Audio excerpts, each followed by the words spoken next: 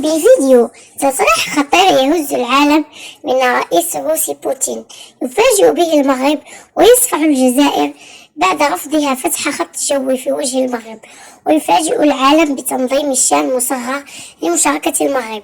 شاهد ماذا قال. أولا، إذا كنت مسلم لا تنسى أن تدعمنا بلايك واشتراك وصلي على النبي صلى الله عليه وسلم. قبل أن نبدأ، عبرت الجزائر عن رفضها التام لشرط المغرب القاضي بفتح خط جوي مباشر بين المغرب والجزائر، وذلك للمشاركة في شان هذا العام المنظم بالجزائر. ما هذا الحقد والحسد أيتها الجار الجزائر؟ أليس كل من الشعبين إخوة وتجمعهم ثقافة ولهجة واحدة بالإضافة إلى الدين الواحد؟ وإعادة العلاقات بين البلدين يخدم مصالح البلدين الجارين الشقيقين معا. فلماذا كل هذا الحسد؟ لكن ما هز العالم وتصريح الرئيس الروسي بوتين بعد هذه الواقعة؟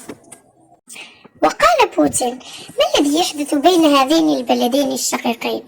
أنا أرى على الدوام وأعلم بكل ما يحدث في العالم، وأتفق أن المغرب دائما ما تحاول مد يد الصلح للجزائر وتحاول إصلاح الأمور بينها وبين الجزائر ولا تريد سوى السلام، لكن هذه الجزائر دائما ما ترفض هذه الفرص، وبالأخص هذه المرة بعد رفضها فتح مجرد خط جوي فقط للمغرب للمشاركة في هذه البطولة.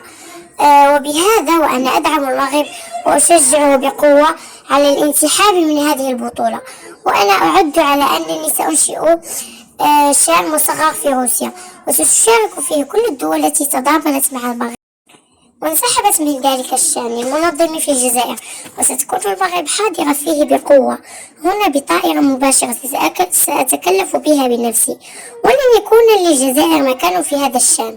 اتركوها وحدها تشارك في ذاك الشان وتنافس نفسها بنفسها. ثم انصرف بوتين غاضبا. وأنتم ما رأيكم في تصريحات بوتين؟ ننتظر آراءكم في التعليقات. لا تنسوا أن تدعمونا باللايك والاشتراك في القناة تشجيعا لنا لنستمر بنشر المزيد إن شاء الله.